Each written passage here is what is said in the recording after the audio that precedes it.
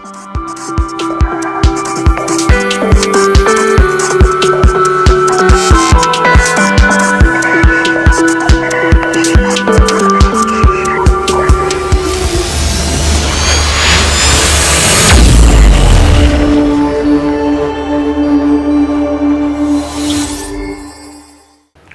இயேசு கிறிஸ்துவின் பரிசுத்த நாமத்திற்கு ஸ்தோத்திரம் சொல்லி உங்களை இந்த கிருபையின் புதையல் நிகழ்ச்சிக்கு வரவேற்கிறேன். எபிசோட் 1லேருந்து 99 வரைக்கும் பார்க்காதவங்க பாருங்க, நிச்சயமா உங்க இதயத்தை டச் பண்ணோன்னு நம்புறேன். இது வரைக்கும் நாம எபிசோட் 1லேருந்து 99 வரைக்கும் நிறைய பேசியிருக்கோம். எபிசோட் 1ல் பைபிள் ஷார்ட்டா, அதாவது ஆதியாகமம் ஆதாம்லேருந்து புதிய ஏற்பாடு வெளிப்படுத்துற வரைக்கும் நம்ம பேசியிருக்கோம். அதுக்கப்புறம் அன்பை பற்றி, பிரதான கற்பனை, ஆண்டவரோட கற்பனை, அதை பேசியிருக்கோம். அன்பை பற்றி நிறைய பேசியிருக்கோம். பிரதான கற்பனை எப்படி கை கொள்ளணும், பிறர் நேசிக்கணுன்றதை பேசியிருக்கோம். சமாதானத்தை பற்றி பேசியிருக்கோம். முக்கியமாக விசுவாசத்தை நிறைய பேசியிருக்கோம். ஆண்டோட வல்லமையான வார்த்தையை பற்றி நிறைய பேசியிருக்கோம். ஜீசஸ் கிரைஸ்ட் பண்ண அதிசயங்களை நிறைய பேசியிருக்கோம். 99 எபிசோட் இந்த 100ஓட சேர்த்து பார்த்தீங்கன்னா ஆல்மோஸ்ட் நிறைய விஷயங்களை நம்ம பேசியிருக்கோம். எல்லாமே பயனுள்ள விஷயங்கள் தான். இது வரைக்கும் அதாவது 10,300 வியூஸ் வந்திருக்கு 100 எபிசோடுக்கு. இத்தனை பேர் சப்போர்ட் பண்ணியிருக்கீங்க. இது வரைக்கும் சில எபிசோட்ஸ் வியூஸ் கம்மியாக இருக்குது. ஆனால் அப்புறமா நீங்கள் பார்க்குறீங்க ஆண்டவருடைய வசனத்தை பற்றி, அவரோட வல்லமையாக பேசின வார்த்தைகளை பற்றி பார்த்துட்டு வரோம்.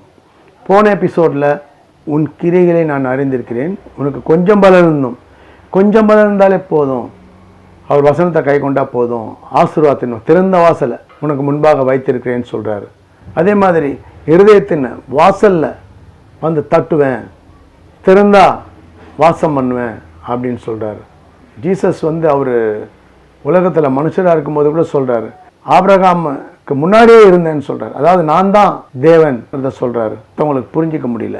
அந்த மாதிரி நிறைய விஷயங்களை பார்த்தோம். இப்போ மார்க் 1:7 பார்ப்போம். யோவான் சொல்கிறார், என்னிலும் வல்லவர் ஒருவர் எனக்கு பின் வருகிறார், அவருடைய பாதரட்சைகளின் வாரை குனிந்து அவிழ்க்கிறதுக்கும் நான் பாத்திரன் அல்ல. அவர் சொல்றார், ஆண்டவரோட பாதரட்சையை வார அவிழ்ப்பதற்கும் குனிந்து அவிழ்ப்பதற்கும் நான் தகுதி இல்லைன்றது. அப்போ நான் பாருங்க, எனக்கு என்ன தகுதி இருக்கு ஆண்டவரோட வசனத்தை பேசுறதுக்கு? எல்லாம் அவர் கொடுத்த கிருபை. சேனலுக்கே கிருபையின் புதையல்னு பேர் வச்சிருக்கோம். ஏன்னா பாருங்க, அவர் கிருபையா நம்மளை பேச வைக்கிறார், அவர் கிருபையா நடத்துறார். என் வாழ்க்கை பார்த்தீங்கன்னா எப்படி இருந்ததுன்னு, சின்ன வயசுல இருந்து பார்த்தீங்கன்னா ஏழ்மையிலிருந்து தான் ஆண்டவர் தூக்கி உயர்த்தினார். அது ஒரு வசனம் பார்ப்போம். 1 சாமுவேல் 2:8. அவர் சிறியவனை புழுதியிலிருந்து எடுத்து எளியவனை குப்பையிலிருந்து உயர்த்துகிறார், அவர்களை பிரபுக்களோட உட்காரவும் மகிமையுள்ள சிங்காசனத்தை சுதந்திரிக்கவும் பண்ணுகிறார். எளியவனை என்ன மாதிரியால கூட உயர்த்தியிருக்கார். பெரிய அரசாங்க அதிகாரிகளோட பிரபுக்களோட உட்காரவும் மகிமையுள்ள சிங்காசனத்தை சுதந்திரிக்கும். அதான் நம்ம ஒரு மகிமையுள்ள சிங்காசனம் ராஜாவா இருக்கணுன்றதில்லை. இந்த காலத்தில் ராஜாவா யாரும் இருக்க முடியாது. நாம வாழ்க்கையில் நம்ம சாதிச்சு ஒரு நிலை அடையிறது தான் பிரபுக்களோட உட்காரவும். இதுதான் முக்கியம். பாருங்க, அவர் சிறியவனை பூழ்தியிலிருந்து எடுத்து எளியவனை குப்பையிலிருந்து உயர்த்துகிறார், அவர்களை பிரபுக்களோட உட்காரவும் மகிமையுள்ள சிங்காசனத்தை சுதந்திரிக்கவும் பண்ணுகிறார். பிரபுக்களோட பாருங்க, நான்லாம் கூட சாதாரண பேக்ரவுண்ட், ஒன்றும் பெரிய பேக்ரவுண்ட் இல்லை, அதுலேருந்து வந்தான். இப்போ பார்த்தீங்கன்னா பெரிய பெரிய அதிகாரிகளோட போய் பேசுகிறோம். அப்படி ஒரு ஆண்டவர் வாழ்க்கையில் உயர்த்தியிருக்கார். இந்த மாதிரி நிறைய பேரோட வாழ்க்கை பார்த்தீங்கன்னா எனக்கு தெரிஞ்சு எவ்வளோ பேரோட வாழ்க்கை ஆண்டவர் உயர்த்தியிருக்கார். அடுத்த வசனம் மத்தேயு 13:2 பார்ப்போம். அவர் அநேக விசேஷங்களை ஊமையாக அவர்களுக்கு சொன்னார். கேளுங்கள், விதைக்கிறவன் ஒருவன் விதைக்க புறப்பட்டான். அவன் விதைக்கையில் சில விதை வழி அருகே விழுந்தது, பறவைகள் அதை பட்சித்து போட்டது. சில விதை அதிக மண் இல்லாத கற்பாறை இடங்கள் விழுந்தது, மண் ஆழமாயிராதனாலே அது சீக்கிரமாய் முளைத்தது. வெயில் ஏறின போதோ தீந்து போய் வேறில்லாமையால் உலர்ந்து போயிற்று. சில விதை முள்ளுள்ள இடங்கள் விழுந்தது, முள் வளர்ந்து அதை நெருக்கி போட்டது. சில விதையோ நல்ல நிலத்தில் விழுந்து சிலது 100ஆகவும் சிலது 60ஆகவும் சிலது 30ஆகவும் பலன் தந்தது. கேட்கிறது காதலோன் கேட்க கடவன். ஆண்டவர் சொன்னது யாருக்கும் புரியல. சீசருங்க கேட்குறாங்க, என்ன உண்மையா சொன்னீங்கன்னு சொல்லி. அப்போ பாருங்க, அப்போது சீசர் அவரிடத்தில் ஏன் அவர்களோட உண்மைகளாக பேசுகிறீர்கள் என்று கேட்டார்கள். அவர்களுக்கு அவர் பிரதியுத்தரமாக, அதான் பரலோகத்தின் ரகசியங்களை அறியும்படி உங்களுக்கு அருளப்பட்டது, அவர்களுக்கு அருளப்படவில்லை. உண்மையோட விளக்கத்தை சொல்றார். ஆண்டவர் விவசாயத்தை பற்றி பேசியிருக்காரு. இதில் விவசாயன்றது என்னன்னா விதைப்பு. விதைக்கிறவன் எப்படி விதைக்கணும், விதைக்கும் போது விவசாயத்தை ஆண்டோட வசனத்துக்கு உதாரணம் காட்டியிருக்கார். ஆண்டவர் வசனத்தை நம்ம இருதயத்தில் எப்படி விதைக்கணுன்றது தான் இது. ஊமைக்கு விளக்கம் சொல்றார், அவரே விளக்கம் சொல்றாரு பாருங்க. ஆகையால் விதைக்கிறவனை பற்றிய ஊமையை கேளுங்கள். ஒருவன் ராஜ்யத்தின் வசனத்தை கேட்டும் உணராதிருக்கும் போது பொல்லாங்கன் வந்து அவன் இருதயத்தில் விதைக்கப்பட்டதை பறித்துக் கொள்கிறான். அவனே வழியருகே விதைக்கப்பட்டவன். பாருங்க, ராஜ்யத்தின் வசனம் கேட்டும் அவருக்கு அந்த ஃபீல் வரல, கேட்டு உணராத இருக்கிறார். உணராத இருக்கும்போது பொல்லாங்கன் யார்? சாத்தான் வந்து என்ன பண்ண, இருதயத்தில் வசனத்தை எடுத்துடுறான். அதான் வழியருகே விதைக்கப்பட்டவன். உடனே வந்து என்ன பண்றான் சாத்தான் பாருங்க, உடனடியாக அவருக்கு வந்து வசனத்தை கேட்டு உணராதால பொல்லாங்கன் சாத்தான் வந்து என்ன பண்ண, இருதயத்தில் விதைக்கப்பட்டதை பறித்துடுறான். அவன் தான் வழியருகே விதைக்கப்படும். என்ன பண்ண, காலில் மிதிப்படும். உடனடியாக அந்த விதை வந்து அழிஞ்சு போயிடும். அதனால வந்து வசனத்தை கேட்டு உணரலைன்னா வழியருகே விதைக்கப்பட்ட விதைன்னு சொல்றாரு. அதாவது காலில் மிதிப்பட்டு போயிடும் அந்த விதை, அது வழியருகே விதைக்கப்பட்டவன், அவன் வசனத்தை வந்து உணரலை அப்படின்றது தான் இந்த வசனம். அடுத்து 20, கற்பாறையில் விதைக்கப்பட்ட வசனத்தை கேட்டு உடனே அதை சந்தோஷத்தோடு ஏற்றுக்கொள்கிறான். ஆகிலும் தனக்குள்ளே வேறில்லாதவனாய் கொஞ்ச காலம் மாத்திரம் நிலைத்திருப்பான். வசனத்து நிமித்தம் உபத்திரமும் துன்பமும் உண்டான உடனே இடர் அடைவான். பாருங்க, இது வந்து கற்பாறை இடத்துல விதைக்கும் போது வசனம் உடனே அவன் சந்தோஷமா ஏற்றுக்கொள்றான். கற்பாறை இடங்களில் விதைக்கப்பட்டவன்றது வசனத்தை கேட்டு உடனே சந்தோஷமா ஏற்றுக்கொண்டு என்ன பண்றான், தனக்குள்ள வேறு இல்லை. அந்த ஏன்னா கற்பாறையில வந்து விதைச்சா எப்படி வேறு இருக்கும்? வேறு இல்லை. அதுல வேறு இல்லாதால் என்ன பண்றான், கொஞ்சம் காலம்தான். இந்த வேறு இல்லாதால் என்ன ஆகும், அது வளர முடியாது. நிலத்துல நல்ல பிடிப்பு இருந்தாதான் அந்த விதை வந்து நிலத்துல பிடிப்பு ஏற்பட்டு அது வர்றதுக்கு வாய்ப்பு இருக்கு. கற்பாறையில இது பண்ணதால அந்த வசனம், அதாவது இதயம் வந்து கற்பாறையா இருக்கு. அந்த கற்பாறையில வந்து வசனம் வந்து உடனே சந்தோஷமா வந்து ஏற்றுக்கொள்றவன் என்ன பண்றான், தனக்குள்ள வேறு இல்லாதால கொஞ்ச காலம்தான் வசனத்துல நிலைச்சிருக்கிறான்.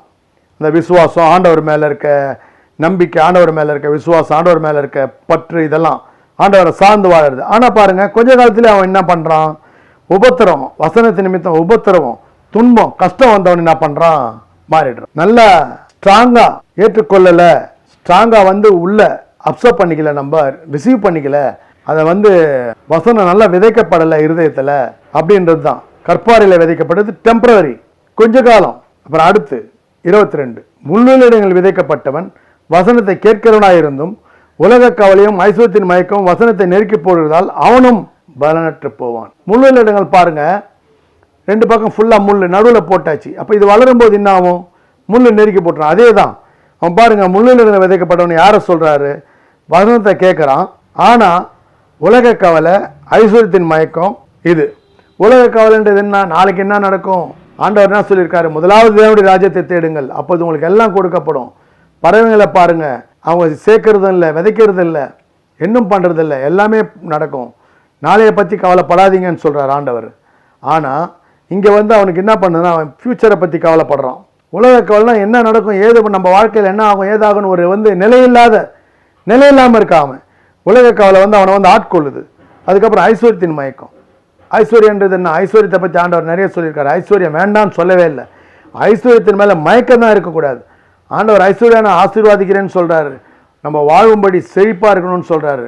அதாவது வானத்து நட்சத்திரம் போல பெருக பண்ணுவேன்னு சொல்றாரு ஆபிரகாம். அவரை 1000 மடங்கு பெருகும்படின்னு கூட சொல்லியிருக்காரு.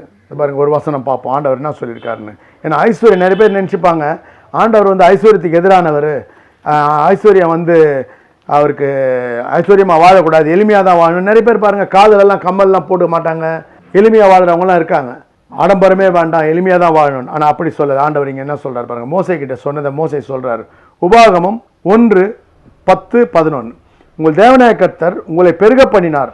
இதோ இந்நாளில் நீங்கள் வானத்து நட்சத்திரம் போல திரளாக இருக்கிறீர்கள். நீங்கள் இப்போது இருக்கிறதை பார்க்கலாம் 1000 மடங்கு அதிகமாகும்படி உங்கள் பிதாக்களின் தேவனாகிய கர்த்தர் உங்களுக்கு சொல்லியபடியே உங்களை ஆசீர்வதிப்பாராக. பாருங்க என்ன சொல்றாரு, 1000 மடங்கு அதிகமாகும்படி உங்கள் பிதாக்களின் தேவனாய கர்த்தர், உங்கள் பிதாக்களை சொல்றாங்க, தேவனாய கர்த்தர் உங்களுக்கு சொல்லியபடியே உங்களை ஆசீர்வதிப்பாராக. 1000 மடங்கு. ஐஸ்வர்யத்துக்கு அவர் எதிரானவர் இல்லை. ஆசீர்வாதம் வேண்டான்னு சொல்லல, ஐஸ்வர்யம் வேண்டான்னு சொல்லல. ஆனா ஐஸ்வர்யத்தின் மேல மயக்கம் தான் வேண்டான்னு சொல்றாரு. ஐஸ்வர்யத்தையே சார்ந்து ஐஸ்வர்யம் தான் வாழ்க்கைன்னு நினைக்க கூடாது. பணம் தான் வாழ்க்கை, ஐஸ்வர்யம் தான் வாழ்க்கை, இதுதான் நினைக்காம பிரதான கற்பனை சொல்லப்பட்டிருக்கு.